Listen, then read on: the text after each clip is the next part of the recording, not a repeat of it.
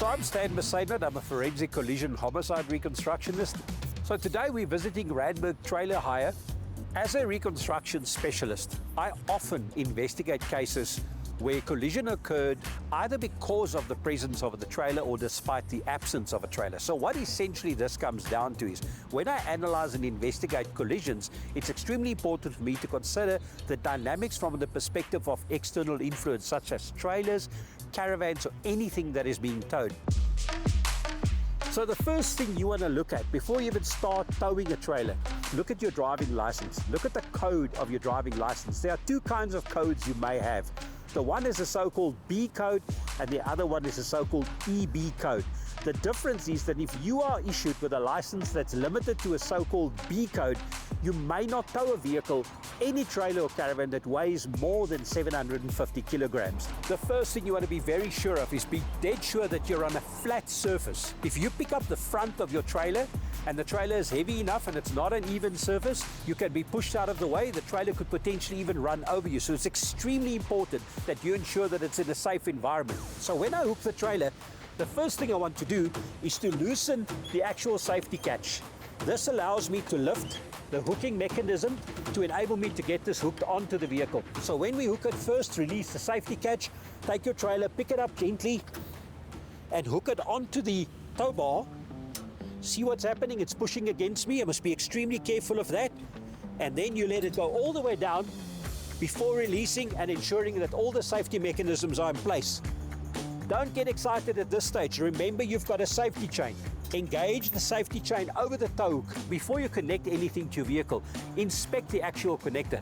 Make sure all the points are properly secured, properly fastened, that nothing is loose, wires are not exposed, etc. And only when you're comfortable that this looks the way it's supposed to and it looks secure, then you can connect it to your vehicle. If you stop at a gas station, check your lights again. We find that a lot of trailers are actually breaking down on the road simply because their axles are not properly maintained.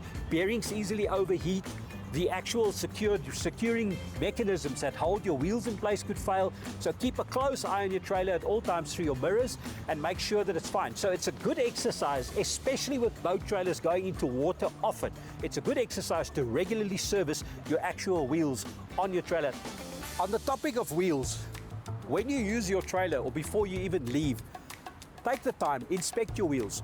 What you're trying to look for is, firstly, and obviously you want to check the tires are at the right pressure. You want to be sure that none of the tires are deflecting. Deflecting is when you see the tire sidewalls bulging out.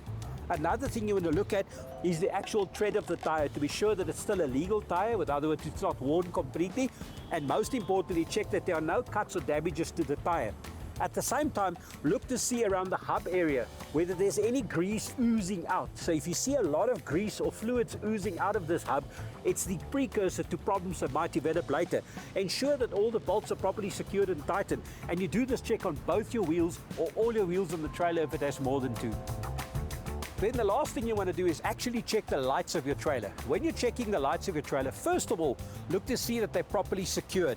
They mustn't be hanging loose, they mustn't be broken away. Also check to see that they are not broken and they're not damaged in any way. Now you'll need somebody to help you. It's always a good idea to check these lights to ensure that they work before you go on any journey. Get anybody, a family member or friend, to stand behind the vehicle, physically apply your brakes, put on your indicators on either side, and most importantly, switch on your lights for nighttime driving and ensure that the trailer lights are coming on as they should. So thanks for joining me. Remember, before you hook a trailer, think about yourself, your license. Be sure that your vehicle is properly equipped with a hook and that everything is in order. When you hook a trailer, think about your safety. After you've hooked the trailer, ensure that the trailer is safe, and then finally ensure that everything is working properly, specifically as far as the rear lights are concerned. Thanks for having me on Car Club. Remember your safety and that of others. Until next time, safe travels.